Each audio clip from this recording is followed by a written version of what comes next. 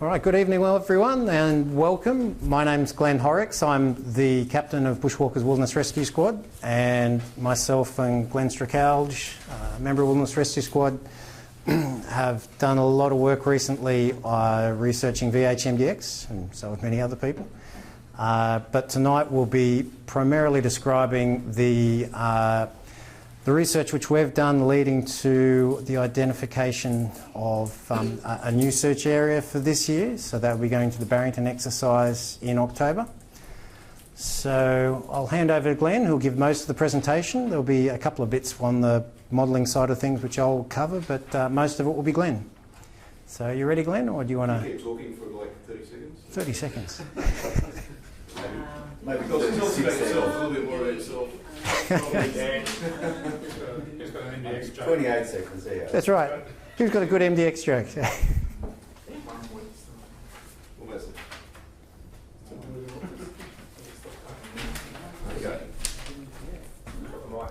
Okay, so I'll hand the mic over. Thanks for that. Oh, look at that service. Beautiful. Okay. Yeah, g'day all. I know most of the faces here, but not everyone. I'm Glenn Stracalge, BWRS member, and researching MDX since last year, since April. So initiated a teardown and basically tear the thing apart, rebuild it, and let's have a look at it. You know, incomplete. I'm sure a lot of people have said that they've done it, but I believe we've really given it a good nudge.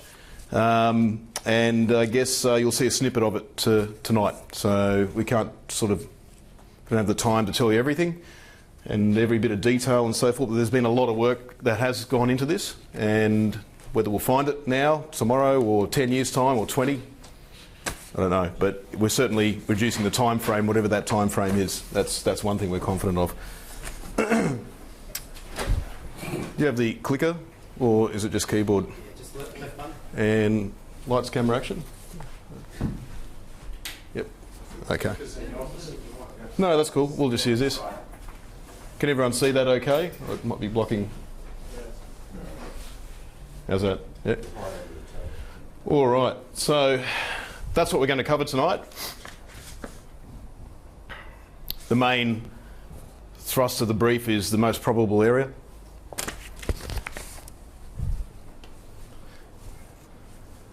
Okay, so the last brief was really more to really cause confusion, and we did that. So there's been a lot of frozen thoughts on MDX, and the whole idea was to present the intricacies, the issues with the conundrum itself. It's not as simple as many sort of take it as. We really wanted to show that, and certainly we achieved that, particularly with some of the air traffic controllers. They sort of looked at it and went, oh damn, and realised, you know, how difficult a problem it actually was. So that was last time, but this time around we are more briefing about what we're up to in terms of area of interest generation and what our research is sort of pointing towards. So limited time, limited questions as usual. Again, we'll always take questions and we'll answer them somewhere down the line. Might be a month away, might be tonight, might be tomorrow. We'll jot it down, but in the end we've got to keep the show rolling. And it did drag on last night. We'll try not to do that this time around. So the first topic, BWRS position. So why are we looking for MDX? It's to complete the original mission from 81. Okay, so that's what we're interested in. It provides a training exercise, a challenge for us, etc., but that's the main thrust of it. We want to make that clear, so we're not interested in the political, legal or self-interest based sort of stuff. That tends to be engaged with MDX a lot. We are well clear of that. And we're here to proliferate accurate MDX information. So that one line there actually means a lot, because there's a lot of incorrect information proliferated out there, right? And people pick it up and run with it, and it's just the squirrel cage continues. So we're trying to put a check in that, put a stop in that. We don't know everything either. We make assumptions as well, but most certainly we'll present as much hard information and data as we can, and all our assumptions and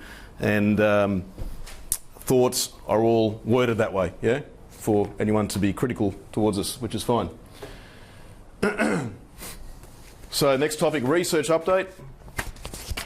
There's been a lot of new information, Yes? Is it correct to assume that all the publicity regarding the Channel 7 show last year came to nothing? That nothing new came from that? No, not at all in our view. I mean, have you got anything to say there, Glenn?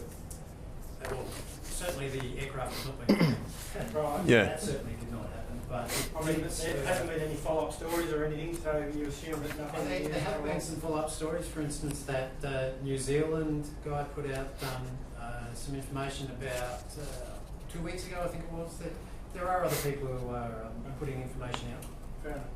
Yeah. We are discussing with several of the people who are involved in, for instance, that magnetometer testing they did. Yep. So that's one of the things which we are going to be looking at. Okay. Yes, so there's been a lot of new information come through that we're seeking and found a lot of new sources, and from that I mean documentation, people. The people web is increasing, so just as I was hoping it would, so we're now going, it's becoming quite difficult to manage actually, but you know, it's good, we're getting the information coming through. A few important findings, and we're only going to cover a small portion of it now, the main areas, but just remember there is a hell of a lot there that we're not going to talk about tonight. So I'll just interrupt for a second, which is the sign-on sheet here. If you can put your email addresses down there as well, that would be really good, because then we'll be able to send out some information following up on this too. So we'll send the sign-on sheet around again, and if you haven't put your email address down, if you could do that. Thank you. Actually, while we're there, so we've got a few BWRS faces here. Who else is from another section of VRA? Non-VRA, Martin Yep. Clarence. Okay. Oh, g'day. Yeah. Anyone else? Wyson? Yep. What? And anyone else from anywhere else? Awesome. Okay. Excellent. All right. What's that, sorry? There is general public, but we're members. Because we didn't get an official thing to say you can go and represent the Congress. Oh, well, you've just said it on camera and audio, so I don't know. No, it's all good. Politics. Yeah, don't you love it? The first topic is the old chestnut, the what we call the ACIB RCC final Williamtown radar position. So let me think. I should know this. Air Safety Investigation Board, I think. Rescue Coordination Centre, because that's where it was generated between those two agencies, we think at least, certainly the RCC. This was used by the research done in recent times involving police rescue. This was found in the Bureau of Air Safety archives, so it was only released in the last 5 years or not? It was released very soon before the 2013 exercise. So Oh, it was only released then, was it? Which is interesting because it should have, I mean, it's an old map, it should have been. Anyway, I don't know the history of when it was released, all I know is there it is. And so we've got this little cross here, which is, you know, they could have done a better job at crossing it.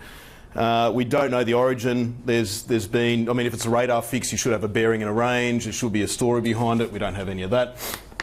But we're slowly piecing together what it means. So it says, just if you can't read it, Williamtown radar return disappeared at this position at 1940 Eastern Standard Time. So the radar return disappeared there, okay? So just keep that in mind. Okay, so what we've found is it's unlikely to be a radar fade position. And why is that? Because the Williamtown Air Traffic Control Officer is pretty adamant he did not see a paint fade, okay? So what he saw was, remember he was doing procedural control, so working away from the radar, yeah? He didn't have to have the radar on. So he was working here, Sydney rings him up, can you see him? No. Back to procedural, let's go back again. Yes, got him, okay? See him, step back, right? So he's identified him at 320 magnetic from Williamtown, 45 nautical miles. He's walked away. Done. but nowhere along the line did he see paint fade, even later on. There is another fix attributed to the Williamtown controller. He cannot remember doing that. It's been 30-something years, and it was a high workload time as well from transcripts, yeah? So, you know, it can be totally understood if he did it and he couldn't remember. But either way, one thing he's adamant is that he did not see it fade to nothing, yeah? So, if he didn't see it fade, and he's the only guy at Williamtown, how could Williamtown radar returns disappear in that position? So, that's one thing. Radar propagation results, they're not aligning with the area. So, what I mean by that is, I don't know if you recall, we've been using software that that was recommended by Mr. Compton. Thank you for that. It was the best radar propagation software I found so far. Radio propagation. It's good, it is good. And what it does, it's got a geographical, quite an accurate geographical database of terrain, yeah, and we know the position of the radar. We know the position of or we can nominate a position of MDX, stick an altitude in, and it can look at whether terrain is obstructing the radar path, right, between the radar head and MDX. So we just change the altitudes, and what we can do is go, that doesn't work, raise the height, that doesn't work, raise the height, okay, that height works, so that's 6,100 feet, bang, so we know where the likely interrogation altitude was. It's a point-to-point analysis, so the problem is you've got to go, you know, we haven't got an area ability yet, but soon, hopefully, we'll have a problem statement out for universities or anyone else who's interested to do it. It'll be a good little project to give us the coverage at 6,000 feet, 61, 62, 63 over the whole Barrington Tops area, and that way we can just look at it in an instant and get that information immediately. At the moment, it's just repetitive work, and I figured out I wasn't really into process working. It's driving me nuts, but it's extremely good. It gives you extremely good insight into the ability of the radar, and then you can cross-reference it to transcript timings and so forth, yeah? So what that's revealing is that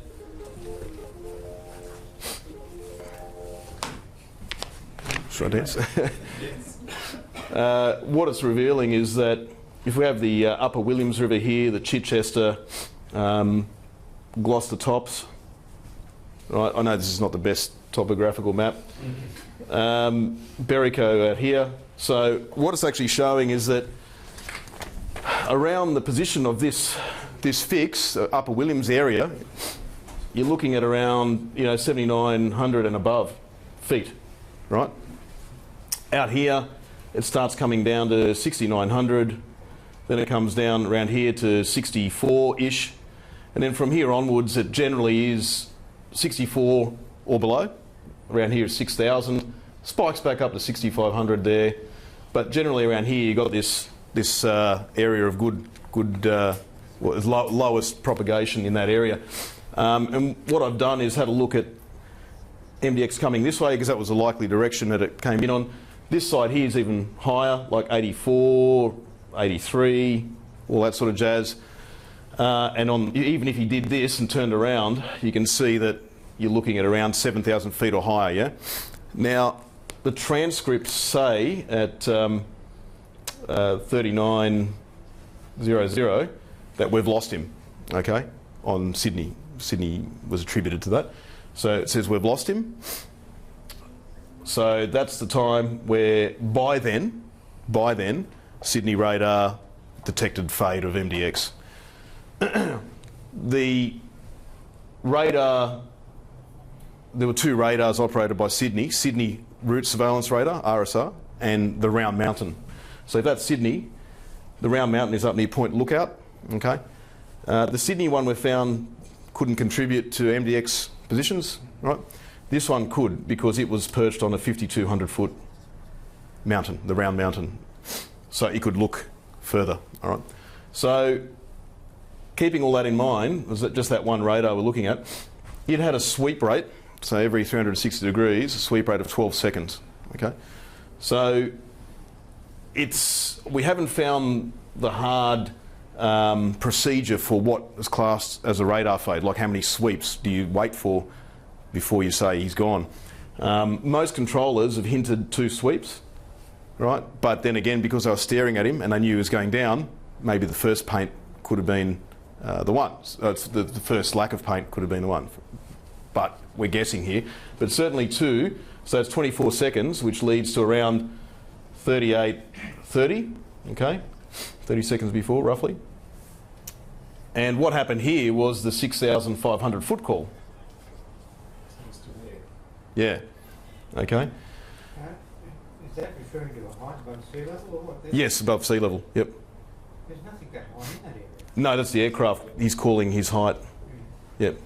So he's calling 6,500 feet, about there, at about where we would expect a radar fade from there onwards. The next call was at 5,000 feet, and the rate of descent was 1,700 feet a minute, all this sort of jazz. But if you look at it, the fade occurred somewhere around, if you look at the rates of descent, 6,400 to 5,900. Okay? So at that MDX altitude, right, at that MDX altitude, in that range, it's highly likely that he faded from radar. Okay? Seeing he said we've lost him here, 2 sweeps maximum, somewhere in there. Okay? What was the time call for the 5,000? At 39:26. 26, another Yeah. sweeps. Yep. So by this stage he said he's gone. There had to have been time to react. Yep. Right. That's the height range of MDX. So what we have there is a bit of an idea of what he would have been at. Okay, and he was going down. There's no doubt about that. So we can look in here and say, well, around here he would have faded long before, long before. Yeah. So it's not 100%, because he could have faded 2 minutes ago and the controller might have been doing something else and said, oh, we've lost him. I doubt that, and I think there's more reason to believe this, but again, you've got to always be critical, yeah? The other thing is, when you'll see our analysis, so just go for this position here, it doesn't make sense, it doesn't gel.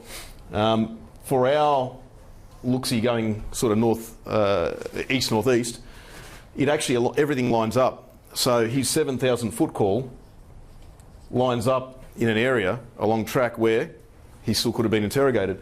His 6,500 foot call just lines up. When he's by time through to 6,000, he's in the fade area at 6,000. So it actually, as you work along, it works out really well. Now, that's not to say that you could pick somewhere down here and it wouldn't work either. This is the thing. You can't use one bit of information, right?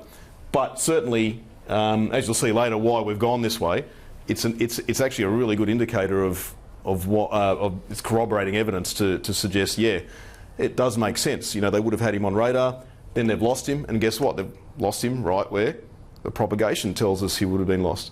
So it is actually a good bit of info. I'm digressing a little bit on this, but effectively that's what I'm saying about radar propagation does not align with likely altitudes leading into the position. Okay, too high. That's what I'm saying there. And other information suggests an easterly track, and we'll cover that other information as we go along. So an easterly track rather than staying around that Upper Williams area.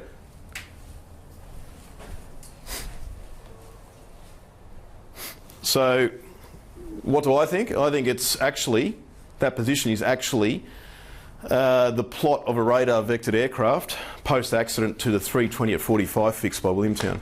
So what do I mean by that is that I've had a Department of Transport officer say, who was involved in this, that aircraft were vectored. Yeah. Didn't you want to jump over it? We've had a Department of Transport officer say, yes, aircraft were vectored to the last radar, or what they thought were the last radar positions, yeah, Sydney and Williamstown, right? So they were vectored there, and then they were, bang, tell us when you're over the spot, now, Okay, mark the position, done. Recently as well, Rob Barry's been giving us more insight into that, right? And we've also found documented evidence of a plan to do that. The documentation doesn't give you the results of the action. It doesn't say it was performed. It just said they were organising helicopters to do this. Okay, so it's all starting to you know, come together. It does say done. Sorry? It does say done. Yeah, on your one, yeah? It's you. Yeah. So our one says plan, your one says done. We've got someone else who was involved in it saying, yep, it was done. So I guess it was done. Can I just throw something quickly there? Yes, mate. Inspector Fred Aldred said that it was done. Yep. And it was done with a helicopter, and it was done in the valley near the Mountaineer, Yes. Whispering Gully. And there's a spot in Whispering Gully. Correct. And but it was also done in Upper Williams, Yeah. 2 positions. 5%. And you'll see why. So you know the Sydney last radar fix, that was the Whispering Gully position. So, but for this one, that's what I think it is. I mean, I've always thought that, but it's sort of without the evidence, how do you prove it? But we're starting to get that evidence now to suggest that. Suggesting it, believe me, everyone looks at me like I was a loony. It was really hard to sort of convince someone, a few people about this. But look, we'll see where it goes to. I don't care, you know. I'll happily go backwards and say, oh, I was wrong. But it doesn't, you know, at this stage it looks like that's what it is. So it's likely to have morphed into a fade position, okay, through Chinese whispers. And what do I mean by that? I'm not having a go at anyone working at DOT at the time, no, because you've got to understand accident happened, information flows between different departments. I mean, many people here have worked in big organisations and things get lost. Certainly, I have now found bits and pieces in documentation that, to me, clearly suggests it. May not clearly suggest to others, but you can see the progress of the positions. So you can see that they've gone, oh yeah, 320.45, yep, that was the last one. Excellent. Okay, we'll run with that. Bang, search area 1. That's where it faded from radar. Okay, hang on, 2 days later. Let's chat to Williamtown. Yeah, hang on, I'll get back to you. Yep. No, actually it was more 323, 324, 46, something around there. Oh, okay, that faded there, bang. Whereas, see, the second day they made this more accurate, so they had time to look over it and go, yeah, but they're still running with a fade position for it, right? They're still running it as the fade position. So that's pretty clear to me. We could be wrong, but we'll see how it goes. Okay, so that says, the last statement says it all, yeah?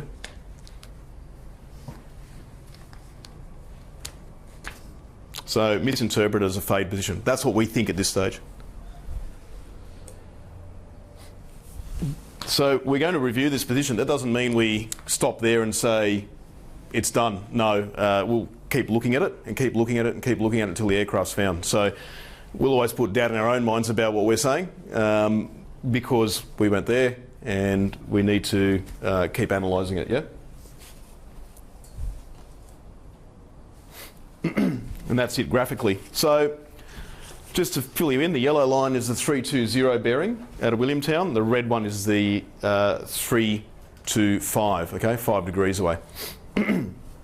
So on the first day, okay, first day of the search, the most probable point on the 10th of August was the pure 320 at 45 position, effectively, okay? This is 320.45 where this green pin is. That was their lat long. That's close enough. It's just, we're just talking about lat long rounding and stuff like that there. So they based their search area on that. 2 days after the accident, they talked to a Williamtown SATCO, Senior Air Traffic Control Officer, and this is the MPP here, okay? So you're looking at about 323 degrees, yeah, at about 47 miles from Williamtown. And that's what they were doing, that's what they were running with on the second day, on the 11th. Then, within weeks of the accident, they vectored the aircraft, or helicopters, to the 320 at 45, okay? And this is the position they got, we think, okay? Because that in radar terms is effectively the same. Okay. My own overview and interviews, discussions, so forth with the controller and others have defined it as 324 at 46. Okay. 324 46. So the Williamtown controller talked to someone afterwards, and he told that someone that it was more like 324, right? More like 324. Remember, the Williamtown controller didn't have to go to this resolution. Okay, I know, you know, when you navigate on the ground, you might set 1 degree. You know, no, I mean, where is he? Oh yeah, he's at 320. 10 degrees is good enough. Okay, so there's no need to go down to that. So a few days after, or the day after, he would have had another look at it and gone, it was there, right? Oh, okay, let's read that off accurately. Okay, so they had time to suss it out and to think about it, and that could either lead to errors or it could lead to a more accurate result. Now, you take a pick. But certainly that's what we've got out of our little in-look into it. So you can see that these three positions are within in a cluster. Okay, in radar terms, that's nothing. Like that's nothing. So as it says, we think the points in the orange circle represent the same radar position, which is a 09, 36, 320 at 45 position from Williamtown, but we don't think it's a radar fade position. Okay. Just to clarify there. Yeah. The yellow line that's on that map is the 320 physical drawn from the radar station. Correct. And the red one is one that number 3 is one that they took an aircraft until it read 320 by 45.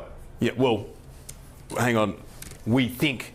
Yeah, exactly. Yeah. But that was their intention, was to find a point that showed up on radar is equivalent to 320 degrees by 45 nautical miles. What we think, yes.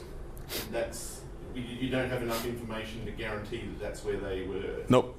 But that was their intention, was to get into that region. Correct. The way you've got to think about it is what Williamtown fixes were there. Okay? There was only two possible ones, 320 at 45 and a 330 at something. Yeah. But again, we don't know whether the controller says, no, I don't remember that. Fine. Yeah. Don't forget, it could have come from Sydney, and we'll talk about that later. But the point being, which one was? There was really only, at this stage, the 320 at 45. Yeah, but the red one was done after. That was actually trying to clarify what the radar was reading. Correct. So what the mission was we want the helicopters to go to the Sydney final radar fix, which was the Whispering Gully one, yep. And we want it to go to the final Williamtown one. So that's what the. And that is the final one. Would be thinking is 320 from the base, as long as what you've got there in the actual information. Yeah. No, it's not what the radar's thinking. No, let's just clarify that. What it is that when the controller was asked to have a look at the scope, yep. He was told 320 at 46 by Sydney, yep. Right? And then he's gone, there it is. And when he's finally fixed it, he said, yeah, there it is, 320 at 45, yep. Full stop. So what I'm saying is that he didn't have to go to this resolution within degrees during the comms exchange, yep. But afterwards he would have gone, well, it was there. Well, where is there? There is, oh, okay, it's actually 324. It's read-off error more than radar accuracy, and we'll go through radar accuracy stuff in a moment, yeah?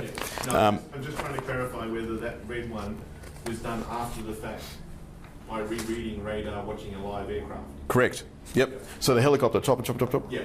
And where is it? Now. Oh, okay. Crossing the map. But done. You don't have real written down information to say that was their lat long. This particular one? Yeah. No, not at all at the moment. No. Just an assumption of Absolutely.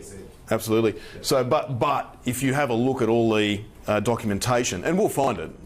We will find this, by the way. If you look at the document, well, go back from a documentation.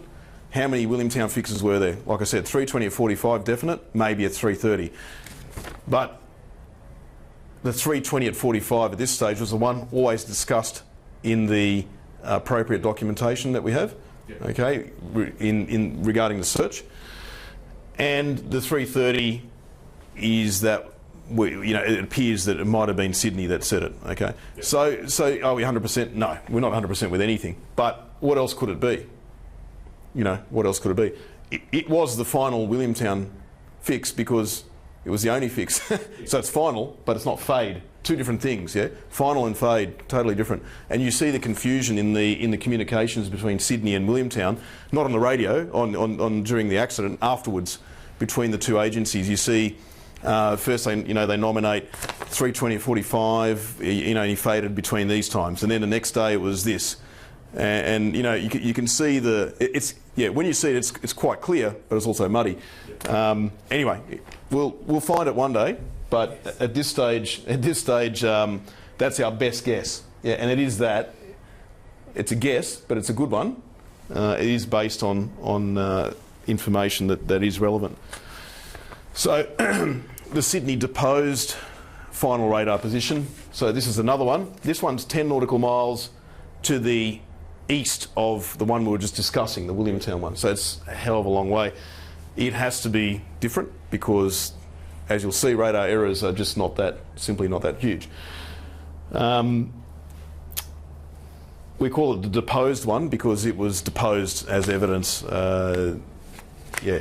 So we're trying to come up with these terms to differentiate them because there's so many different final fixes.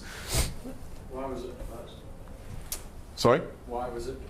It was deposed, like a statement. So the air trafficker wrote down, you know, I am so-and-so, I observed this, I did that, this is where I seen it, fade, and it was handed in. So it's a deposition. Oh, I see. Sorry, yeah. Okay, so we found information that does question the true nature of the position. When I say that, I mean the actual position, okay? So it may not be what it appears, but it means something. It still is valid to suggest an eastward tracking. So without going into detail, I'm saying it's not what it is, possibly, but it's still valid to suggest that the aircraft went that way, okay? It's defensible enough to offer a general area for the final observed paint. When I say that, I'm talking 5 miles, right? So probably less, but so I'm saying it's giving us a hint, yeah? But it's not that particular point. Sydney ATC did observe radar fade, so, okay, they did. So as opposed to Williamtown, Sydney seen radar fade, whereas Williamtown did not. So that means something. And newly found information suggests that Sydney radar fade was at 330 at 45 nautical miles, approximately. Okay. Now what that approximately means is really up to our interpretation of the radar system of the day, talking to the air traffic controllers and so forth. To me it means, in a bearing sense, probably -5, maybe +5, maybe +10. And the range, well, you know, you can easily throw on 2 miles either way there as well. It's quite a broad area. In fact, I'd probably stick 5 on. And that radar fade was at 6,500? Around between 5,900 and 6,400, somewhere around there. Probably more around 6,000, 6,100. Okay. The next one, the mosaic gating line. That sounds really cool. Sounds like arts or something like that. But just to refresh your memory of the Sydney radar program used at the time, so there were different programs used for the display. The one in use by Sector 1, which was the agency providing radar information to Flight Service 5 for MDX. It combined the two radars I said, so the Round Mountain up here, okay, and Sydney radar down here, and it combined both route surveillance radars together on the one display. You're looking at 290 nautical mile display, so it's huge, yeah. So you can think of the challenges that the air traffic controller had with this. And MDX was located almost halfway between them. Now, I've been working on this for a year and I'm finally getting an answer to it. This line here, you don't see it on the display, okay? It's an electronic gating line, okay? And what it does, it was a simple system. if you remember secondary radar, there were two types of radar on each radar, okay? So Round Mountain and Sydney, and they both had secondary surveillance radar, SSR, and they both had primary surveillance radar. Yep. So on each radar head they had two different systems, independent systems, okay, but stuck together. So you got your big dish aerial, that's your primary, right? It sends out a signal, it bounces off an aircraft, it relies on the reflections. That's why the aerial's big, to get high gain and, you know, listen in for those echoes. Up the top was a secondary aerial, so that's another radar system. It talks to the aircraft, to the transponder, says, how you going, where are you, times the pulse back, any other information you got, yep, cheers. Now this one here, the secondary radar, puts a synthetic symbol, okay, on the display. This fella here doesn't. This one just puts raw returns on the display, okay? Although, just to confuse the issue, this remote one up at Round Mountain might have put a square, but we're not going to get into that right now. Secondary symbols, in MDX's case, was initially would have been more than likely a diamond, right? 5 miles in size. 5 miles in size. When I say 5 miles on that display.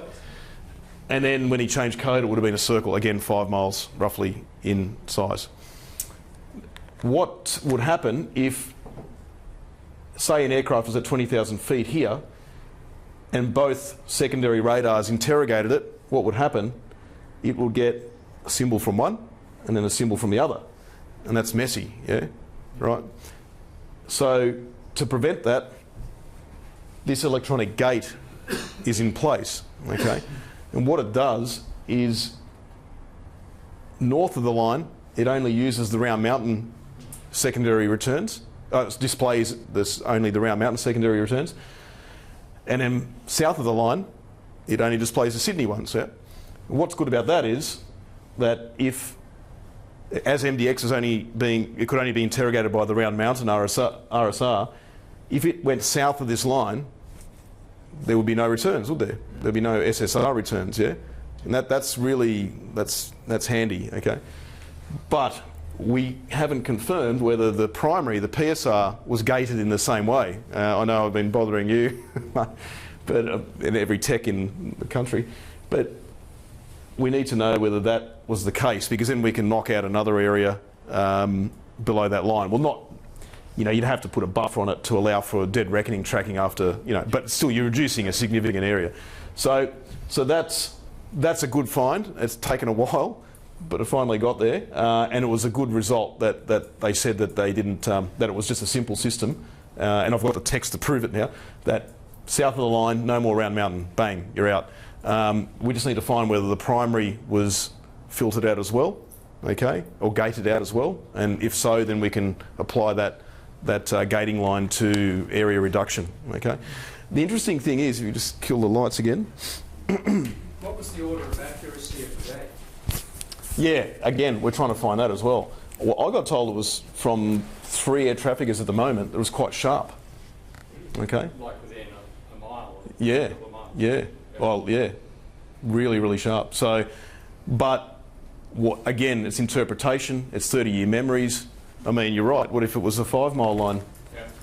Yeah. The feel, and that's all it is at the moment. It's just a feel that was quite a sharp line. We've actually traced down the guy who engineered it, but again, it was a long time ago, and you know whether we can get more information out of him or others is, we don't know. The interesting thing is, though, if you have a look here, this is the pure 320 at 45 position from Williamtown. It's below the gating line. Okay. So it's interesting that we've found that the 320 at 45 is more like here, and that sort of makes sense, doesn't it? If you want it to be. but you can see that, you know, if you went down to 320 at 45, there would be a good chance that there would be no paint observed there. Okay. If there's no paint observed there, how does Sydney pass on the information? Which then says, all right, it is probably right that he was more at 324, 46, 47. Yeah. So it sort of suggests it, But again, it's just one of those feel-good things. Yeah, we'll keep working on it. And we'll do whatever we can with it to attempt to clarify the primary, where the primary was gated, and also the thickness of the line, if you like. But again, it does sort of hint that he was more there, which everything is pointing to as well. Okay.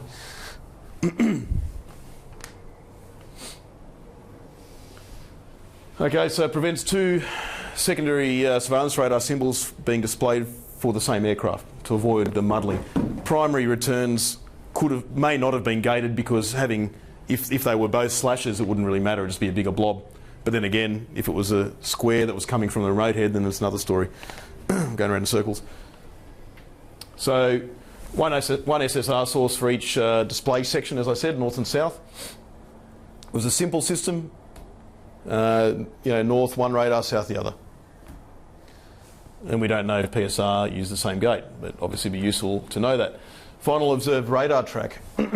Okay, so final Sydney radar track of MDX has been obtained from two sources. All right, so this is a very good find. Both sources are of good reliability. Okay, so it's a mix. All right, documentation and person. Different times, probably a year apart. The exact starting point of this final track is not completely clear. Okay, all right. I've got to say that it's just one of those things. You can't clarify everything, but it does suggest that it occurred from the 320 at 45 fix. Okay, and an east-northeast track. Okay, both sources suggest that. Okay. It does corroborate with other information, so the radar propagation lines up with this track, as I said, and not only for the fade position, but also for the 7.5, 6.5. Okay, that all lines up, and there's other bits and pieces we'll go through as well that it corroborates with. So next topic is the most probable area, and that's really the main thrust of why we're here tonight.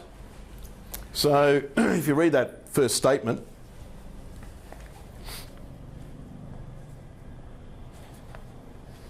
And then read the second one. All right.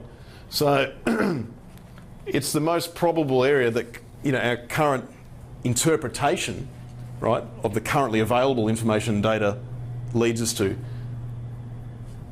and it will change with time. Now, why? Because we'll get more information to refine it. We'll find errors in our methodology, and it's just a constant correction until we narrow it down and get somewhere. That's why I've set up 3 areas. Okay, so we've got maximum possible extent. Yeah, I know you laugh, but you should see some of the searches that were intended well outside this area. That's why I've made that set that up. So it's a hard boundary saying, basically, if you go out here, you're on drugs or something. So don't do it. Yeah. So. And the next one down is taking a higher risk, using tighter tolerances that are most likely tolerances, so we know that cuts out another area. And then we've got the most probable area, which is these 3 circles put together in there. So you can see this one ain't going to change much. This one may, only a little. You can see if we get that gating line in, it's going to chop out a whole bunch of area. And then we've got this that'll float around inside that area itself. The reason for that is we can just limit, all our activities. We know how much, we can say, well, would you put lots of resources into here? No. Here, yeah, you would. But here, yeah, you really would. So, and that's obviously our focus for our SAR-Xs and major activities, right? If we get intel saying, oh, I've seen something on, I don't know, Google Earth or on a satellite imagery I stole from somewhere, then, here, then I'd say, yeah, okay, let's go check it out. But you can see why we need a 3-area approach. To simply say it's there, which has been done in the past, people go, it's there. Well, you can't commit to one area. I guarantee you this will change. We're going to march up there in the SAR-X this year, and it's not about demoralising people, but the fact is that it'll probably change. I'm thinking at this stage, and we'll see in another year, that it probably won't change too much. Actually, I really don't think it will. But we'll see. I think it'll shift sort of east or west a little, not too much, but the general area will be of interest. It might move up this way towards the Kerapit, but generally around the Gloucester River Mountaineer area is roughly where we think at this stage it'll be. Okay, so we'll go through that. It's okay, Rob.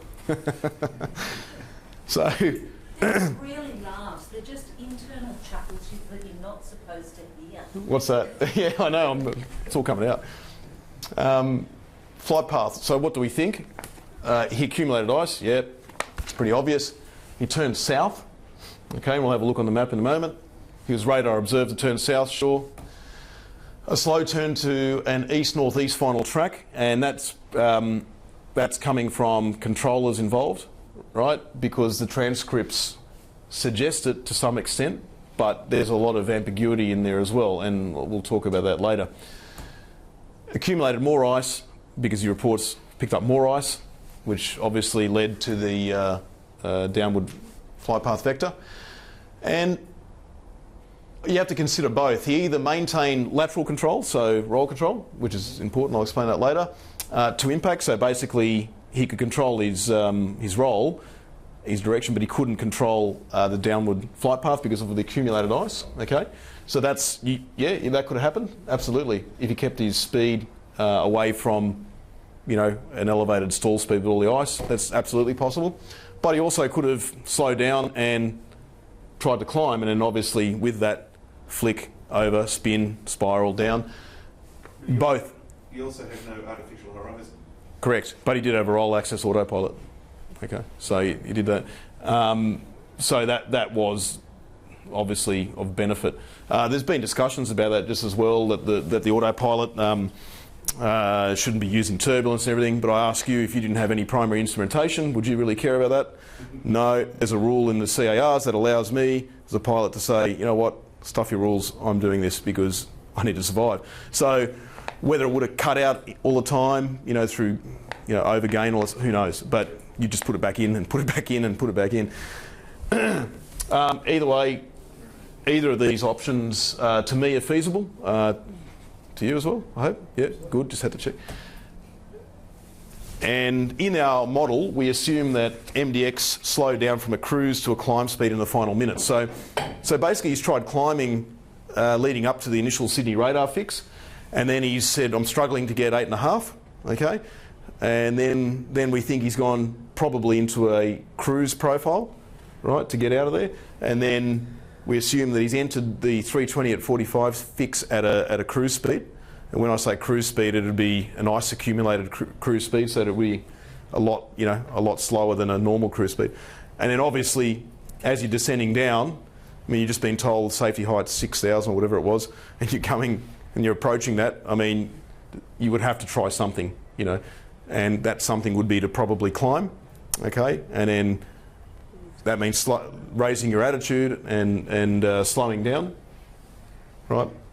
And that's the assumption we take. So in this particular model, so he's coming in at a cruise speed and then gradually slows down to a climb speed, and then we base the area off that. If it was say a 160 mile radar, or, you know, a single radar display, it might be an egg, because it might be judged differently, because with a 160 with a single radar, you can look at the bearing rows, the compass rows out here with bearing rows, and go, yep, so we can have an egg distribution. But for a mosaic display, it's a bit different. Yeah, it's just a range from a reference point. Okay, so, and that's those yellows, they're an estimate. They're based on operator feedback, yeah, judgment.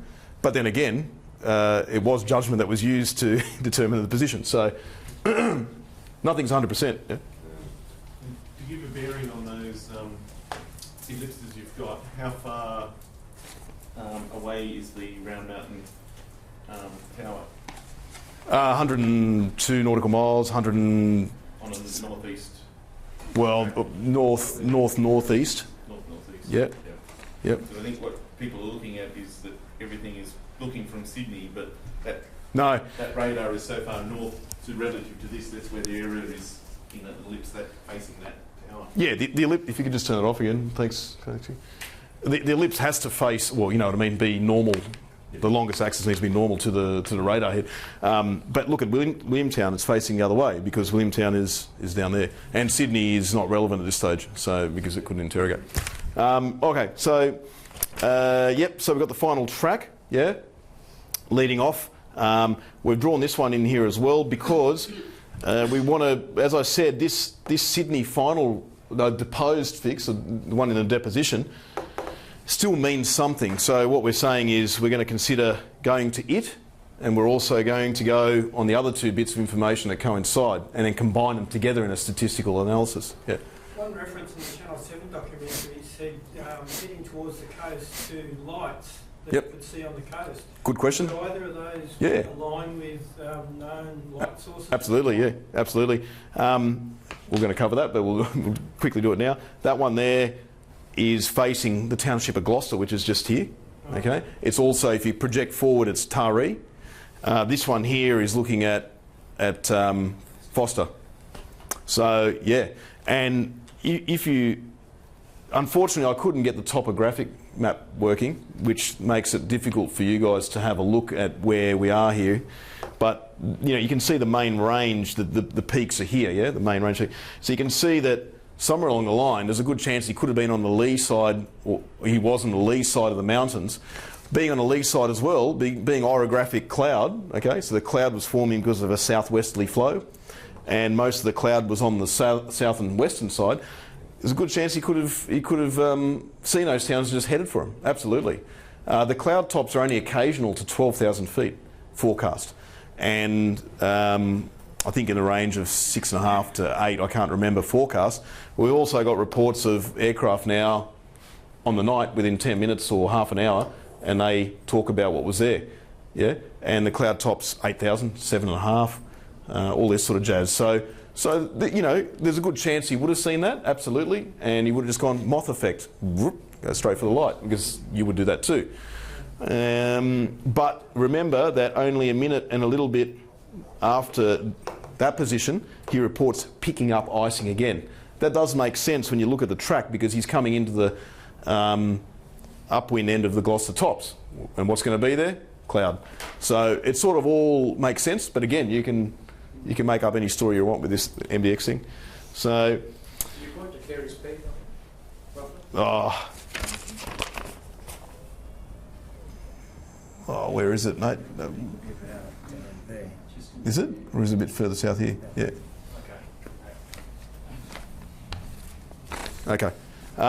Depicted flight path is approximate. So just keep in mind, I've just thrown that in for this slide. Okay, it's not accurate, this path, but it's roughly where he went. So why east-northeast? Because a Sydney and a Williamtown air traffic control officer felt like it was on an easterly course, MDX. What do they mean by that? We don't know. As the Williamtown guy said, it could have just been because the Sydney guy told him on the intercom. Okay, it could have been that. Remember, he even said it himself. He didn't sit there and stare at the radar. He had to go back to his procedural duties. He probably only looked at it for 2 sweeps. Right? So the Williamtown radar was a TAR, terminal approach radar. It was a 4-second sweep radar, fast. Whether he seen the track trend from that, because even a quick look, 8 seconds, you would have, possibly got an idea there. It's probable that he looked at it for 2 sweeps, but he can't recall, but that's his guess. But whether it was that or just the idea that was passed on from the Sydney side of things, who knows? The Sydney guy, along similar lines, said it was going east, okay?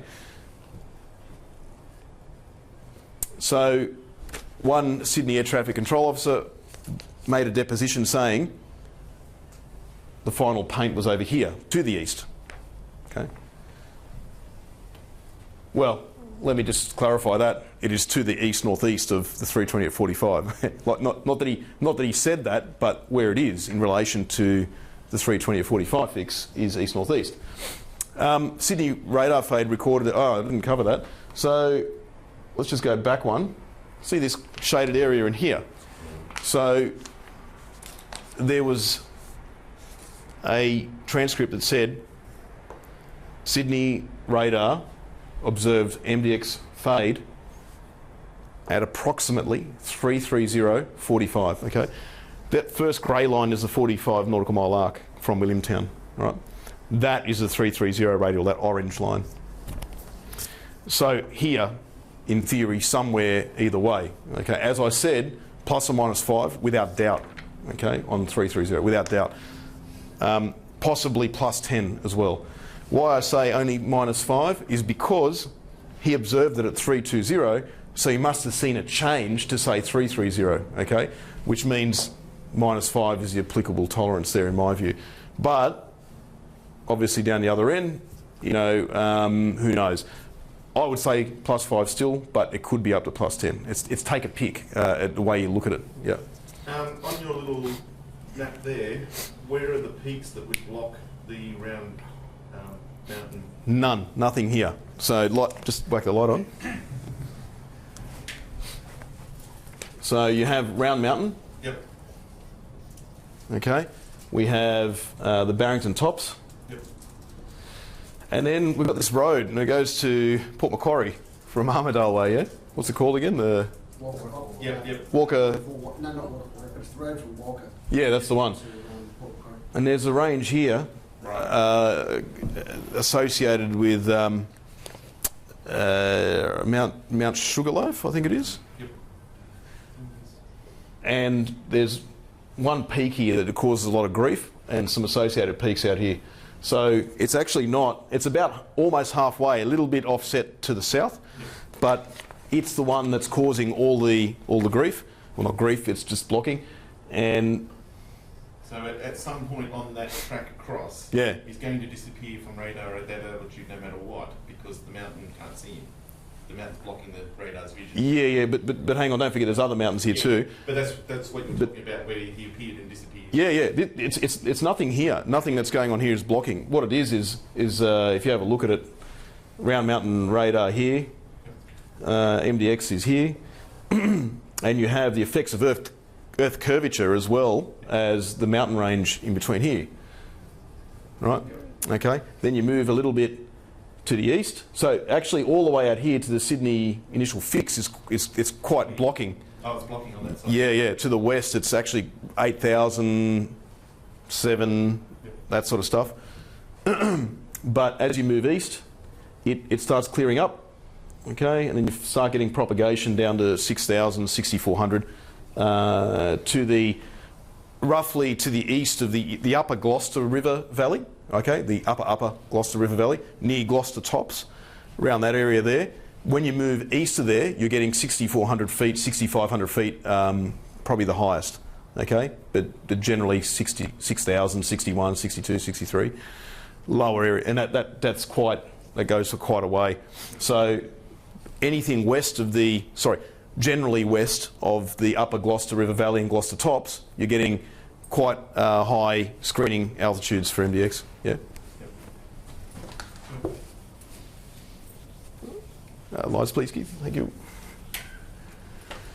And the way I've drawn it there is plus or minus 5 degrees off 330 and plus or minus 5 nautical miles. Okay, just taking worst case scenario. That's where they're saying it was approximately. But we're just looking at the whole thing just to be conservative because it is approximate. We don't know what it means. That definitely, I would say within that, almost definitely. How does that sound?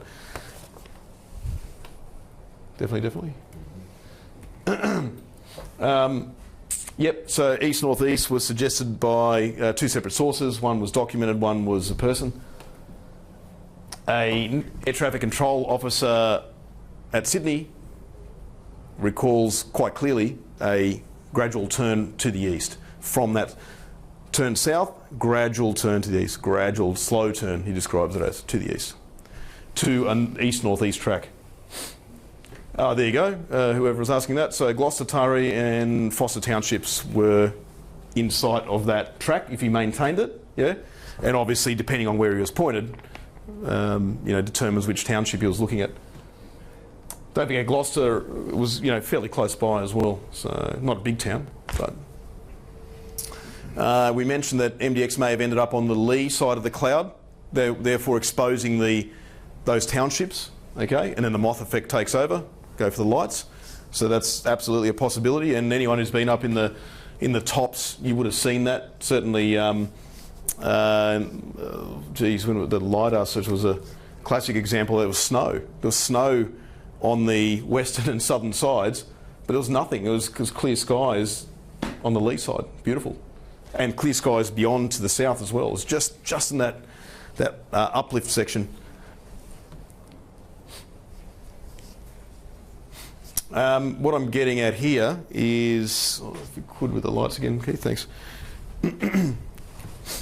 Okay, what I'm saying here is the plan position indicator, the radar scope at Williamtown was set to 48 nautical miles, maximum range. So this was 48 nautical miles there, okay? So at just after 0934, Sydney says we've got MDX at 32046. You got anything there? No.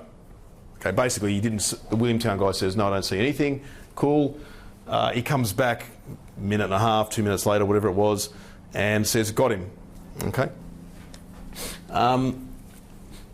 In recent research, people have proposed that there was also a code change, a secondary surveillance radar code change, transponder code change at the time. Okay, and what that in those days, what it did, the pilot would change the code. So it was originally 4000, and basically that would have put, I think, a diamond shape or some shape, but I think it's a diamond on the Sydney radar display. Okay, and on the Williamtown one, I can't recall, but there was a request to change code around that time as well, because both radars could pick up all 4096 codes and display them. Doesn't matter what symbol, they would have displayed it with something, okay? So, so people were saying in recent research that because he wasn't seen because of the 4000 code. No, it doesn't matter. If he was squawking and he was inside of any radar, almost simultaneously they could interrogate the same transponder. There's no issue with that, because that was also said that they couldn't do that. They could. So what that means to me is if you didn't see him there, well, he wasn't within 48, okay? And if you look at the timing and dead reckoning tracking, you can see that he's made his way in that minute and a half to 2 minutes into that position, okay? So what that suggests is that, well, he's come in, you know, from the 120 track and so forth out to the west. That's an easterly track. Okay, so that's what I'm saying there. There's a lot of numbers and stuff there. They also changed their codes to make sure they're looking at the right plane, didn't they? They did, but what? So make sure we're looking at the right one. Change your code. Oh yeah, that's you. Didn't have to do that because. So you knew already. Well, no, they said Squawk 3000 and ident, and what ident does is put a big triangle. Like, it was huge. You can't miss it. So, and the Williamtown controller's seen triangle and what we think is a circle. But whatever it was, he's seen it. But definitely the triangle, he said it was, you know, it's huge. So, and that transmits for about 20 seconds. So you press ident, the pilot presses ident. Yeah, so. Glenn, there's one more thing to think about at that point. Yep. This is where I struggle a bit. Yep. Sydney radar is talking to Williamtown. Yep. And saying he's about 320.45, and then it says, hang on, I'm checking 46. Heading right towards you now. Heading right towards you now. So Sydney is measuring him to Williamtown at 46. Yeah. Williamtown can't see him. Yeah. So I don't, from my take on it, he can't be off the Williamtown radar scope, because that would be implying that there's more than a 2 nautical mile difference. Yeah. In accuracy. Absolutely. That's Sydney and Williamtown radar. Absolutely. Can we just hit the lights again? And that is the implication. So this is Round Mountain, or Sydney, okay, ATC, 320 at 46, okay. This is the accuracy. That is the read-off accuracy, because if you have a look on the mosaic display, there are no reference features nearby for him to go off at all, okay. And then you see that 45, 46, 47, 48. Okay, this is the 48 line here. It's not, you know what I mean? It's not that hard to see that, you know. Just if I go to the lights again, what controllers used to separate en route okay, between airports, they used to separate two aircraft. The separation standard was 5 nautical miles, right, between paints, centre of paints. This is why they got very good at judging that distance. All right. So within say you had a track and an NDB there and an arc there, if because they could judge 5 miles, if there was a paint here, right, within say 10 nautical miles, it's easy to dissect it visually and go bang, that's 5 miles, or 5 plus a little bit, so 6 or 7 or whatever. But if you have a look where this fix was done, it was done sort of in the open, which then they suggest is a 5 nautical mile tolerance. And yet they adjusted in the call from 45 to 46. He's refining it. He's refining it. He's refining it. All right, let's have the lights again.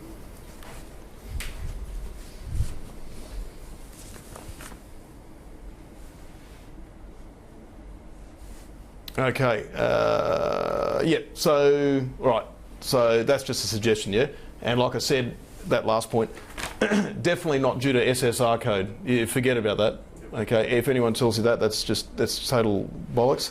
And the read-off tolerance was huge for that, possibility was huge for where that fix was. So again, it's not a terminal suggestion, it's just pretty clear to me, but it's not 100%, okay? And just on that, the Williamtown radar had a 96 nautical mile maximum range, but if they changed between the settings, right, the maximum range settings, they could get a screen blank for up to 15 seconds. So it was fraught with danger, and no one really did it, unless they had to.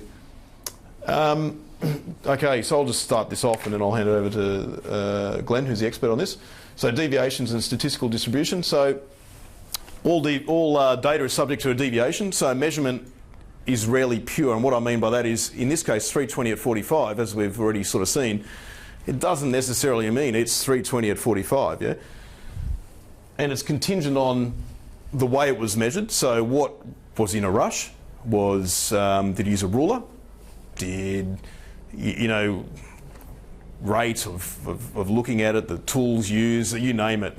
Did he need to do it? The psychology, like, no, in this case, not really. He didn't have to take a really uber accurate bearing and range, because all he had to do was identify and go, oh yeah, I got it, and a rough heading would have done. You can always refine it later. And it's also contingent on what tools were used to measure the bearing and range. And what I mean by that is the radar systems, and we've already looked at accuracies and eggs and all that sort of jazz, circles. So yeah, you know, the operator, read-off error, and system errors in the unit itself. And that's the example there. 320 degrees could be 310 to 330 if it was just looked at quickly. Yeah, it could be within 5 degrees if it took a bit of care, or it could be within 2 degrees if you sat there and used a pen or just stared at it, you know, whatever. Some sort of method that was refined. So it just, 320 at 45 or any other fix is not, you know, X, as you'll say, X doesn't necessarily mark the spot. If you want to take this over a bit.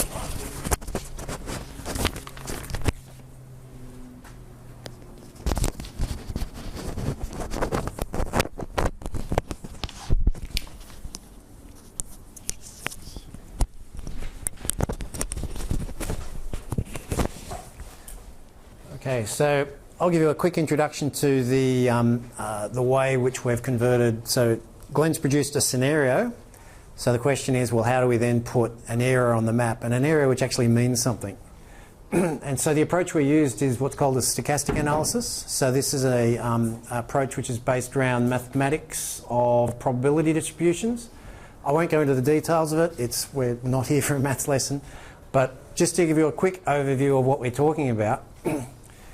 So if you think the aircraft is there and it's flying in that direction and at that sort of speed, well, you can just project that out to X marks the spot. But as you know, X never marks the spot. There's always errors, there's always deviations.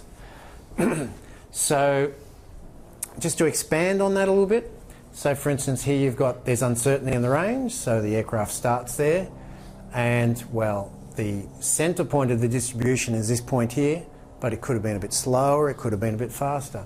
Now you notice that I've put a distribution there, a probability distribution. I haven't said plus this much, minus that much, because, well, what does that actually mean? Are you saying that if it was, let's say, 100 knots plus or minus 10, does that mean that he could have been 91 but he definitely was not 89?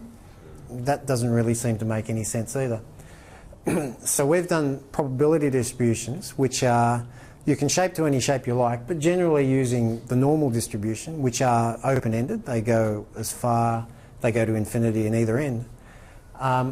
But it's described by the mean value and the standard deviation. So that tells you how, the standard deviation is how wide the distribution is, and the mean tells you what's the average value of it. So with the uncertainty in the range, that means that this aircraft here would be somewhere on that line, most likely in the middle, but with a probability of being short or long from there as well. So there's uncertainty in the direction as well. You could have been flying a little bit this way, you could have been flying a little bit that way. And again, you've got a probability distribution in that. He was probably flying right in the middle, but then there's decreasing probabilities going out either side. So we've now got two probability distributions which we can superimpose to give us an area. And as we previously mentioned, when you've got two orthogonal ones like that, that'll give you elliptical type shapes. But there's more to the MDX question than just how far he flew and what range he was flying. There's error on the radar fix, so there's both azimuth and range. And then there's the aircraft, which heading was it doing, which speed was it doing. Then you've got the winds. We've got a reasonable idea of what the winds were doing, but again, there's error on that as well. There's wind direction as well. The wind speed and direction changes with altitude. And there's how long did the aircraft stay in the air for. So those parameters, didn't count them up, how many of them are there? There's about 10 or so. To work out how all of those distributions all combine to give you a final distribution at the end of the day, we used a stochastic approach, which is a mathematical approach where you run a large number of scenarios. The plots you'll be seeing today, we're using 5 million iterations, so 5 million scenarios, where you randomly choose an example in each one of the distributions, and then you repeat that 5 million times over, and then the shape of the distribution comes out. You can run it shorter and you'll get a crude looking distribution, but the longer you run it, the more accurately resolve the distribution. So I won't go into the mathematics of how we do all of that. I'm hoping to put up the program which does it and a quick description of how it works on our website pretty soon. But as an overview, as a sort of basic concept, so we're looking at probability distributions in approximately 10 parameters, and they're all inputting their own deviations and error to give you a probability distribution on the ground. They'll be represented in forms like this, where we've got high, medium and low probability, but that's not to say that it's not outside here. We're just saying that the probability of being outside here is lower than it being in here. The highest probability is here, but we're not saying it's here. Oops, fading out.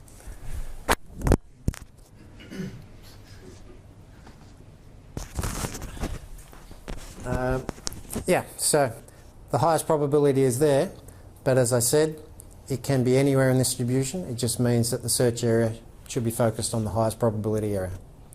All right, back to you, Glenn. So one of the big missions for me was to, right from the beginning, was to clarify and source all these appropriate deviations. Obviously, we're always going to have to guess some. That was always going to be on the cards, but certainly with the radar, there's no real reason to guess them, because somewhere there is a book and it tells us. But up until the end, or up until only about 2 months ago, it was a lot of guesswork. Now we're finally starting to crack into with various museums, starting to crack into their manuals. So, for instance, Airways Museum down in Melbourne have been extremely helpful. So when I fly down to Melbourne, instead of having fun and going out to dinner, I actually go down there and go through books, which is great. Thanks for that, BWS. I'm sure it'll drive you nuts one of these days. Oh, it's lost, is it? Oh, you thief. Oh. Thanks, Wendy. Please pin it on me. Thanks, mate. So yeah, it is. It's. I think it's important to make sure the analysis is as true to form as it can be. We can't get everything. We can't find every bit of information, so there'll be assumptions. But we'll try to close in the gaps, and with time, we'll close more gaps. Okay. Did everyone want to take a break? Just have a cuppa now? Or those in favour say aye. Hands up, please. How long are you going for from here on? Half an hour. I'd suggest keep going. So, who wants to keep going? Ooh, division. Okay. All right, we'll keep going. Deviations, yeah, okay, so we're still going on that. Yeah, so we just want to obtain an area representing where MDX is most probably located within, okay? So we need to apply appropriate and accurate as possible statistical deviations. Constant refinement of the deviation values will occur. They're the parameters. I'll turn it off soon before everyone falls asleep. But yes, we're looking at the 324 at 46 position within a degree in a mile. And just to clarify that, so we're saying that's the standard deviations we were taking. So the standard deviations plus or minus 1. Yeah, not hard. Yep, not hard limits. There's two track groups out of interest, and as I said in a previous slide, one track group is based on. Yeah, if you could, please. Thanks, Ken. One track group is based on this sort of track that comes from two sources, and the other one is to the Sydney final fix into deposition. Okay, they're pretty close anyway. They're so close, but we'll just throw them in as two scenarios, add them together. So we do a stochastic run on this, one on that, and then they're combined together, not through basic addition, but through. Yeah. So again, because these two approaches both give probability distributions, so you can then multiply those two distributions together, and then you get the probability distribution of both of those scenarios. So it's not a simple addition. We're doing a statistical run on that, and then we're statistically combining them, right? As I said though, because they're not this angle between, it's not really that severe, and so you'll find that the areas are fairly coincident. Okay, obviously one goes a little bit further north, the other one goes a little bit further south. That's all. Thanks, Keith. So skimming along, as I said, it's a deceleration. So 140 knots is a typical Cessna 210 fully loaded speed. Add a bit of ice, I don't think it's going to be over 130. Slowing down to 90 knots, which is the maximum climb rate speed. I must admit, I don't think he would have lasted long below 100 knots. Okay, I've flown the 210 never in icing, not severe icing, and I had to talk to other guys that had, and some of the stories have been interesting. We had a guy at 110 knots that actually it flicked upside down, like it stalled and auto-rotated, so it spun. Yeah, which is good because then the wing flexing broke off all the ice, so he was fine, just rolled back up. And there's various other stories. It's great. I really enjoy those sort of stories. So I think going down to 90, my gut feeling is anything below 100, he wouldn't have maintained it for long. I don't think. You throw in a bit of turbulence, so you got this ice on there ready to stall and flick out. Then you throw a bit of turbulence in there, which then induces critical angles on top. I really don't think he would have hit 90 to 100 knots and held it for long. Okay, that's why we're not considering a maximum angle climb speed, which is lower, another 10 knots or so lower. I just cannot see that happening. In fact, the manual specifies when you're iced up for an approach, I think it was about 105 knots or 100 knots, so it's 100, somewhere around there. We're looking at straight tracks only, yeah, so that's an assumption, but I'll talk about that in a moment. actually just covers it. So grab the lights again. If you'll see that with considering straight tracks and then with the deviation values and so forth that we use, we end up getting, you know, an area like this sort of thing. There's three circles or three eggy things. And so if we're looking at straight tracks, yeah, we're considering straight tracks. If he spun or spiral dived out of here, right, and the spin's probably more likely given, you know, the icing, you're looking at really small turn radii. I mean, for a spin, an aircraft, the actual spin axis, what it rotates around, is actually usually around there. Okay, so, you know, do we need to consider a kilometre radius? No. Obviously, the wind's going to push it over, sure. But again, the wind pushing it at even 50 knots, which we consider the maximum at this stage, you know, you're only looking at that sort of digression from the straight track. Spiral dive, yeah, okay, maybe 600 metres, but then again, you know, he's coming around anyway, so he's offsetting. Yeah. So the only issues you really have with that is that on the peripheries here of our three areas, obviously he could have moved out of there. But at this stage, we're not going to worry about that because we're going to focus in on the bluer areas and the greener areas for now. We'll refine it and continue on with it. It's just for now, that'll do. There's some NTSB reports. Yeah. Of C210s going down in America. Yeah. In icing and spiral dives. Yes. And they've actually measured the diameter because through recorded radar. Yeah. Okay. One of the spirals, the diameter they measured was something like 1,300 feet. Yeah. In a spiral. Yeah, so and a spiral is you know, it's the arc is out here from the wing. Yeah, but the spin I think is more likely in any case. And actually I had a good spin video. I went up and spun I was mucking around and I was going to show it, but I forgot. And you'll see the rotation rate. You know, I think I was doing, it was 180 degrees or more a second. I timed it, 6,000 feet a minute. Well, it's good fun when it's in clear skies, but in this situation it's really bad. So, you know, but I'll bring that in next time so you can see the effects. It's actually, once you're in it, and you can imagine at night and everything, no, you're not getting out. But, look, cut a long story short, the spin axis is generally there on the inboard section of the wing, which means it's a few metres. And then you throw a wind in there of 50 knots, yeah, okay, whatever, it's not going to do anything. So, yeah, I acknowledge this area here, yep, we're sort of cutting it out in a way. That's cool. We're not really too concerned about it because when you look at the bell curve, we're focusing in here. Okay, so that's what I mean by straight tracks, sure, but the reality is, if it was a spin or a spiral, it's accounted for. If it was a curved track, that's a different story. That's an issue, but from what we understand, it was pretty much straight. Okay, and we can only go off that. Yeah, but it's another source of error, potential error. We can't really do much about that. Thanks, Keith. How much relevance are you putting on the previously searched areas? At this stage? Yeah. Not too much, no. We've looked at it, but this area... What percentage of the area has actually been ground searched? Of this area? Yeah. 0, I think. 0. Yeah, which is... sorry? Oh, sorry, we have... yeah, I tell a lie. Basically, before... What's happened is that...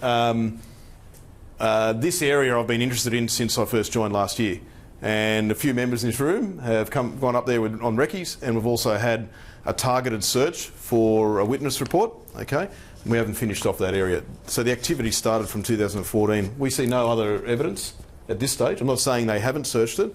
Nothing to indicate that this area was ever attacked on ground at all. Okay. Now that's good and bad. That means, oh, we're on a new area, great. But it could mean, why didn't they search there? So, you know... there was a piece of string laid across the Gloucester tops before 1984. Seriously, and it was a long piece of string, very unusual string. It was of a rectangular shape, and I suspect that was used on a search. I found it in 1984. Did they? Yeah, because they did used to mark it with... I think someone's used it to mark... Someone who's probably not confident in navigation. Yeah. Possibly. But that's the Gloucester tops. We're looking to the east. Yeah. Well, I thought some of those ellipsoids were in that area. I couldn't tell. Yeah, but I'll explain what they are as well. Sure. But in a nutshell, no, we haven't found any evidence of searches, ground searches being conducted there. Air searches, yes. They did try to do the whole Barrington Tops, but we'll get onto that in a moment. All right, so yes, this one here. So the wind modelling. Sorry if you put the light on again, Keith. Thank you. Glenn's done an excellent paper on the Upper Williams River. He did a computer analysis. You put 10 billion computers together and sat there for a week and calculated it. And it looks at the topography of the area and looks at the fluid dynamics, you know, the model, the effects of that terrain on the boundary layer of the air going over the top. So, and he considers at least 10 times the distance way in advance. Yeah. 100 kilometres by 100 kilometres. Yeah, so he's getting the effects of upwind terrain as well. So if someone will always ask that, because I asked you that. So what he determined was the wind gradient and local wind speeds in the Upper Williams. Okay, so there's a gradient of I don't know how it looks, but whatever it is. So you'd expect it to be, say, it was 50 knots free stream up here. It was 20% lower between 8,000 and. Yeah, so the fix came down to something like 20 knots at about 5,000 feet, and it went up to about 40 knots at 7.5, and it kept on going up actually. It kept on going to about 70, 80 knots at 15,000 feet. Okay, so that then gives us a good feel of the terrain modifications of the wind. The Upper Williams also what Glenn determined was local flows. So in the Upper Williams, he even though it was a southerly, let me think, southerly flow, southwesterly, yeah. Oh no, it was southwesterly flow, but the local flow turn. Yeah, it went up the valley, so it went from. Yeah, so you can determine the local winds in there, which is great. And you ask, well, why using Upper Williams when we're now over the Gloucester Tops? Because we're so busy, we've just grabbed that one for now because we're not worried about this sort of stuff. But this sort of stuff will be coarsely indicative. Okay, it's better than just not putting anything in and just assuming a straight 50 knot wind or 40 knot wind. So it gives us a starting point. And in the next few months after the SAREX is over, Glenn's going to do another modelling of the area of interest to give us a refined local wind flows, and we'll update the model. We don't expect it. We've had a play. Oh, I don't know. It's not going to change that much. So, but just for the point of accuracy, we'll do it. Yep. The question is, has anybody studied what the wind speeds are to break the branches that was noticed after that storm? No, not that I know of. Because that was one of the problems of trying to find the plane, is every single tree had branches broken off it. Yeah, interestingly, I keep getting people, we keep getting guys out. Do you have a witness report or with the location of the broken trees? Okay, what location of broken trees? I can give you many, and I'm digressing. I had to vent. No, the answer is no. All right, so we'll update that to Gloucester Tops area, Lee side, once we have some time. But we're just flat out with everything at the moment. And again, apologies for the map. I just had a clearer map failure there, so we just had to use the terrain. I'll try to point out the features as much as I can. So again, the most likely extent, okay, the red ice cream cone, 330 radial, 320 radial from Williamtown. The green boxes are for those two track runs, so track A, track B. So that's a min-max. That looks at all the slowest parameters, right? So 90 knots from start and slowest wind from start, and then 130 knots and maximum wind and everything else, maximum displacement. So that's not a statistical. That's just a min analysis. That's a min max, okay, arrangement.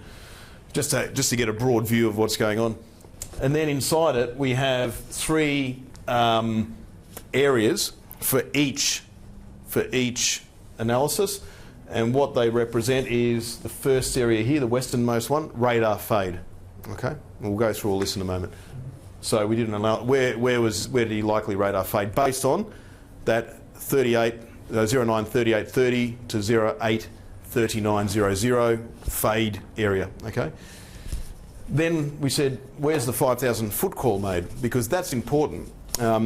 Depending on your interpretation of the audio, yeah, you can go online and have a read of what I think. But yeah, you know, things were dire at 5,000 feet, absolutely. But there was still a process involved. He called Sydney Flight Service and he waited. And then they said, yes, what do you want? 5,000 in a more worried voice than that. But would he have said that in a spin? You know, I don't know. He could have. I mean, in that scenario, probably not. Like I said, we go up spinning aircraft on purpose and we have a cup of tea and talk and all that sort of stuff. Great. But in this scenario, I don't know. I get the feeling that he was still maintaining lateral control, roll control. But you know, the point being, that was his last transmission. So if you want to make that assumption, if you do, then you can say, up to that point, he's maintained lateral control, if that's the theory you want to pursue for this particular year. So after that, he could have lost control. So then you might change your focus, even though the statistical analysis says here, for the impact for a straight track, you might want to bias it over, okay? And then the impact point based on plus 30 seconds after the final call. Why plus 30 seconds? Because Mount Berrico here was the VHF communications outlet. I did a flight analysis on this, and he would have had treetop rate coverage, VHF coverage down to treetop level. Would he have had the brain space to make the call? Yeah, that's another question. But I tend to think, and so does Glenn, that plus 30 seconds is probably the limit at this stage. Okay, but it doesn't have to be. We've got the most likely extent to always, you know, guide us to where he's not beyond. Do you know what sort of microphone he had? The key mic.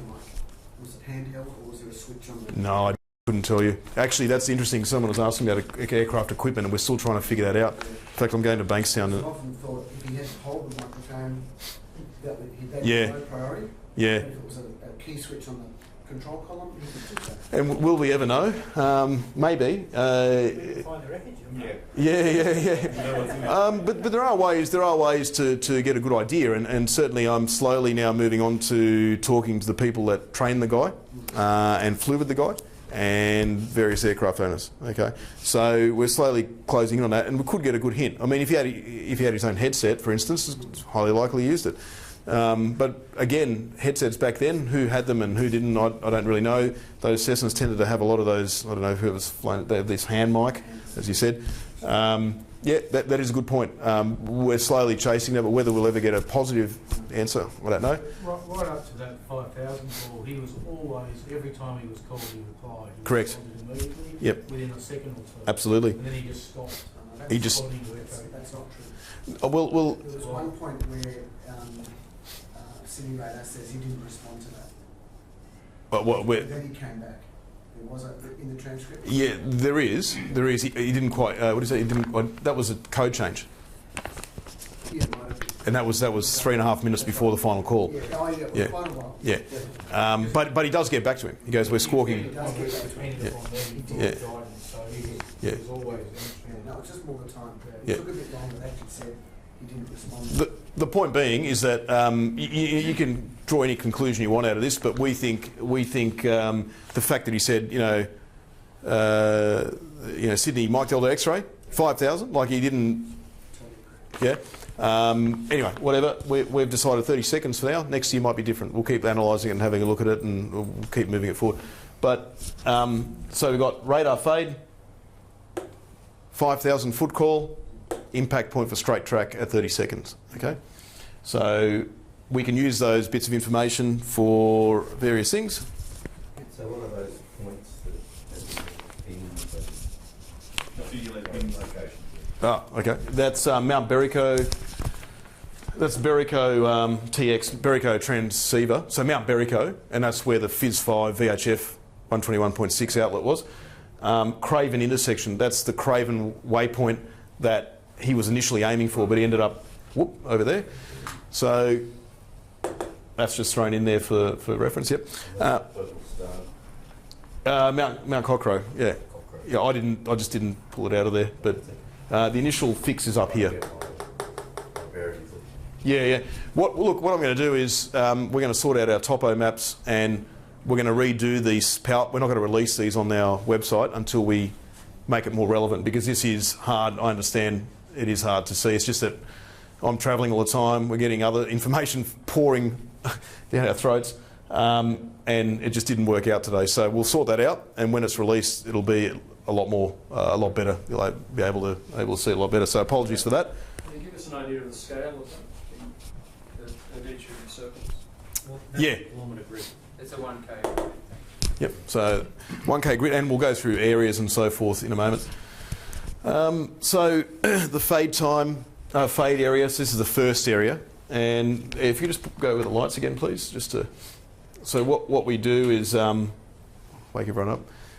So what we're doing is we've done a run for that first track group, and then we do another one for the second track group, and then we statistically combine them to come up with one combined one, okay? Just to clarify, this is for every area, okay? So this is the combined one. And what does this tell us? So this tells us where a straight track between 3830 time-wise, okay, 093830 and 0900 UTC, that was the two sweep area where the aircraft was, okay? And it tells us that, okay, it was more than likely to have faded somewhere in here. Now, why do we, radar propagation, it's suggesting, when you do a propagation analysis with that software, it's suggesting that 6,000 to 6,400 feet in this area, okay, in that geographical area is what the radar was capable of, the lowest interrogation height that the radar was capable of interrogating at. Round Mountain. There's only one to consider here, so because we're talking Sydney. So remember, Williamtown didn't really see any more. Yeah, that's cool. So propagation analysis suggests 6,000 to 6,400, but when you look at the transcripts and so forth, it's 59 to 64. So that's pretty good. Yeah, considering that just here we're looking at 7,000 plus 7,900. All of a sudden, right where the DR is, it aligns pretty well. Again, you could say let's go down here or down here, yeah.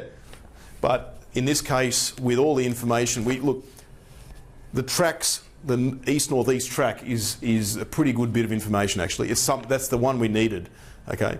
As you can see, there's always open ends, but it's pretty important. So it's highly likely that he did track. I think that's what's happened. But when you look at the radar prop, it aligns with that DR track in that position. So that's good news, yeah.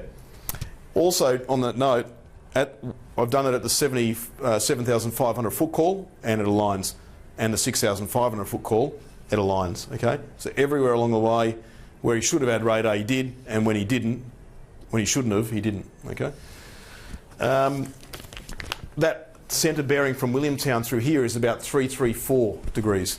Okay, right.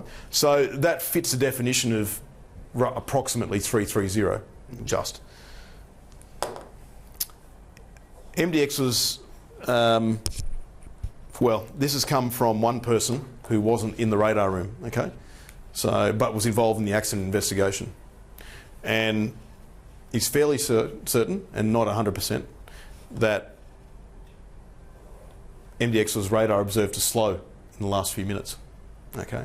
Again, he's fairly adamant that that's what happened, but he can't be 100%. So you can take that as either way, yeah?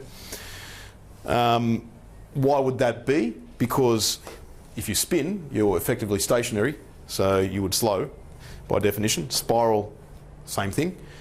Climb profile, as I said, slowing down to try to climb, or he turned into wind. So he could have hooked it and come back around into wind, and he would have been slower. Don't forget, 12 seconds for a radar sweep is a long time. Yeah, they could have seen blip, and then. I don't know. I think it's probably more that climb profile. Okay. Yes. Second area. Why the 5,000 foot position? Why is that important? as I said, the radio call to us at 5,000 still suggests that he probably had lateral control. I mean, we'll never know, but if you want to take that theory up to generate a search area, then you can use this area, yeah? After this point, though, we don't know. He could have continued straight. He could have spun, spiral, who knows? And again, why did he spin or spiral? Because he likely tried to climb. Oh, well, that's more a spin. Sorry, I'll take the spiral out of it.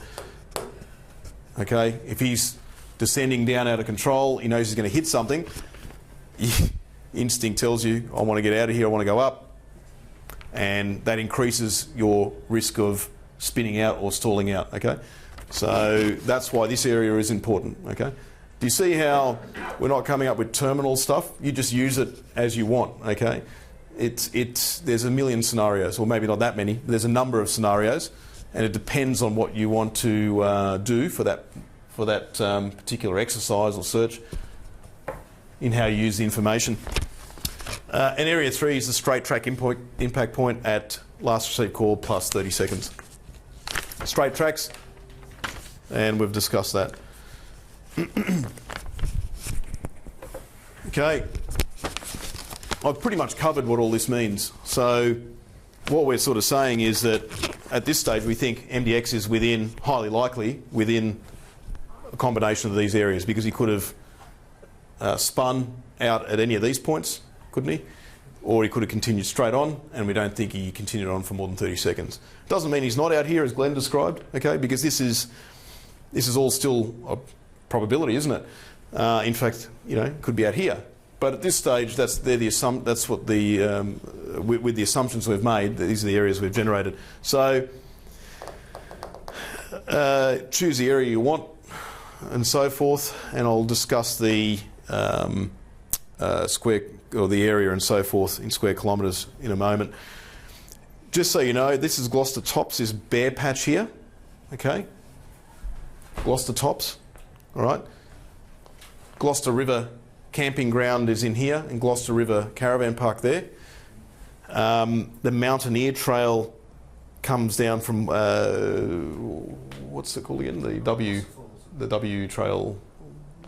Wongat. No, not Wongat. It's another one. It's called the Mountaineer Trail. Yeah, no, there's another one. There's another one that comes up here. I'll think of it in a moment. Anyway, the Mountaineer basically comes around here. The Trail goes to the south.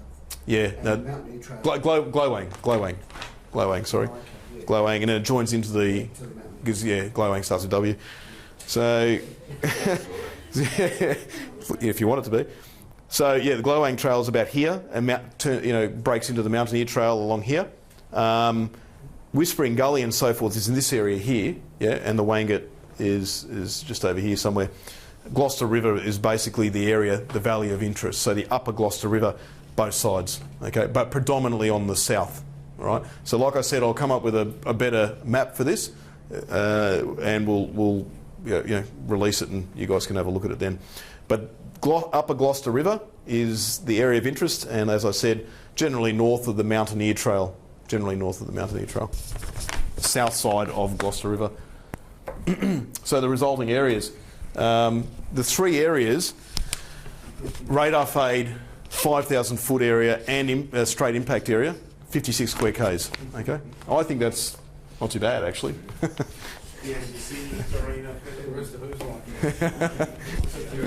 few decades. Remember, we're looking at remote sensing as well. So, have a think about when you're doing a search over a weekend, how much ground do you cover? Yeah, okay. So, you know what I'm getting at. The highest probability areas, the blue areas, okay, if we connect all those blue eggs together, right, all around, 19 square Ks, all right, so it's still quite big, all right. But again, for remote sensing, not too bad, all right. So, how do you want to attack this? Yeah, it's we're going into the SAREX this year, and we don't have the ability to organise remote sensing by then. We don't think. Right, we've got other things to do. We've got to refine this. This is more important. We'll get to the remote sensing. So we'll get there. But the main thing is, you can't lie about these things. That's the number one thing. You can't make it look pretty. Okay, it is what it is, and you deal with it right? So, as we said, we've gone up there and done small-scale activities in the area since 2014. Someone asked about the land search in the 80s, and there's your answer. We're going to keep looking, but we don't see any evidence of actually any of that being land searched in the Gloucester River area. The steep terrain, significant low-lying vegetation because we're looking at lower altitude stuff, so secateurs. It's fairly dry, so it's a take your water in area, which always adds to the fun. I keep getting told this, I haven't seen any yet. Yeah, they're not there.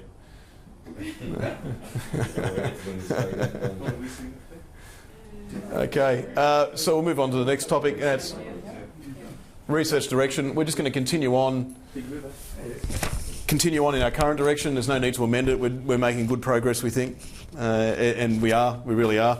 So we'll just continue consistently refining things. So we release things, then we go back, go over it, find more information, refine it. If you notice, a lot of the papers that we have, research papers, are up to version 4, 5, whatever. It drives people nuts, but at least we get the information out there, try to proliferate the right thing, and then we'll either add to it or correct it as required. So continual refinement, and our research is now sufficient to support GIS and, professional organisations and universities to support certain activities. The big one is, for instance, the radar propagation, because I'd be grateful if I didn't have to do point-to-point analysis the way I'm doing now. That would be fantastic. And there's other things as well, remote sensing related stuff. Flooding work on that, didn't we?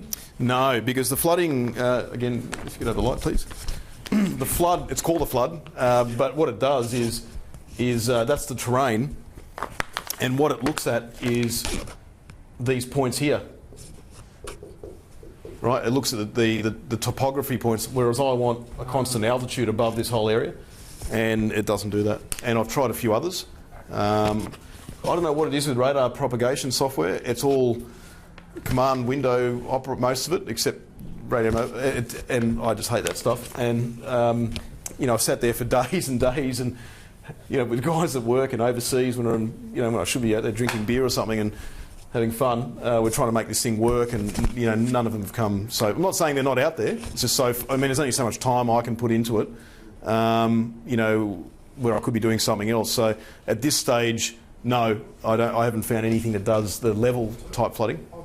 I'll talk to police about it, because they use RF Cloud. Yep. For their first. I thought we looked at that as well, didn't we? Yeah, for their first pass, and then they go, yeah, we think it'll work, and then they go off to some government agency that does some high-level analysis using some whiz-bang software. Yeah, look, it's definitely out there. Someone's got it. Yeah, we'll chase that up. The police radio guys, I'll have a chat. Excellent. And there's a few other things too with remote sensing. In the last lecture you gave, you talked about soil analysis, looking for metals and that. Does that actually happen? We did some. We haven't completed looking at the results. I don't know whether you had a chance to look at them at this point, Glenn. We should talk after the meeting. Yeah.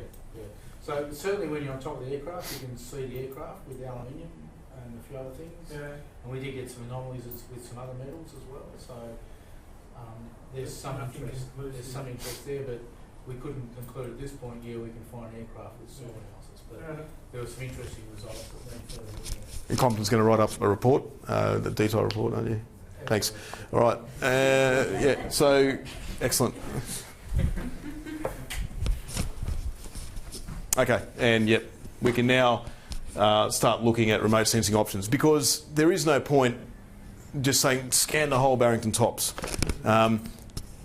Glenn had a look at an alternate methodology of looking at LiDAR, data, the base data. How many interest points did you find in the Upper Williams, and it was about 6,000, wasn't it? Well, Graham, sorry. Sorry, Graham. Yeah. Glenn didn't do it. Yeah. That was pretty, you can do a lot better than that. Yeah, sure. Well, basically I got it down to a few thousand, but you need to get a lot better than that. Do you see what I'm saying, though? I mean, there's no point, the number one thing is constant research and refinement. That's what's going to assist this thing. Whether it's 56 Ks or whether it's 10 doesn't matter, okay? In the end, that's what we need to keep doing. That's what's going to find this. You can't be disheartened by those figures. You just got to, you know, take it on the chin. But you've got to keep that refinement going. If the area has to move, it moves. Wherever the research takes us, we take it there. Then we can get remote sensing and say, yeah, okay, all right, let's focus on that area. Because, you know, remote sensing ain't, you know, necessarily a be-all and end-all, okay? You've got to point it somewhere. You've got to give it the opportunity to do its thing. So what it is good for is knocking out areas. So yeah, that would be where we probably start with using it to knock out certain, you know, clearer areas, things with areas where the canopy's not so dense, that sort of thing, and then you can sort of lock down focus in. You're going to search on the ground. Yeah. So anyway, we'll you know, like I said, we're at the point now where we can do that. We can start getting people in and looking at that. New website. I don't know if everyone's aware of that. So we've just launched that. If it's live, we can have a look. Is it? Sorry? We're not live at the moment. Okay, well, let's not have a look. And it is that. And it's a dedicated website to locating MDX. So Jeff Mallinson done an awesome job there in setting it up. And again, this has been a time vampire and used a lot of my time up as well. And you get a million questions and thanks for answering them all. But we're getting it running now. It's getting to a stage where it's usable. There'll be live maps with search areas eventually, and it's going to take months and months, okay? Because we can't even find the information as well. So there'll be, you know, the radar plots and everything on a Slippy type map, topo possibly, so you can see and interact with it rather than all this misplaced and you know, there's a bit of info here and a bit of info there and all that sort of stuff. It'll be centralised, right? Because that's what we need to do this thing, yeah? To find this thing. All the research documents are on there, or most of the research documents, I should say, are on there. There's a forum. The forum has taken over the blogspot that Martin Dalmazzo was running. In fact, Martin's still running it, but on this now. So you'll see that you'll get diverted if you go to the blogspot.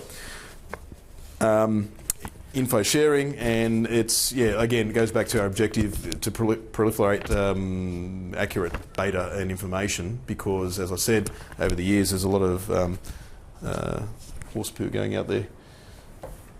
And again, we're just emphasising that point, so we want to stand away from a lot of the media hype and you know, some of the self-interest activities that are out there. Hint, hint. Okay, so that's it. We'll take a break, and then, if you like, you can fire other questions that we may or may not be able to answer.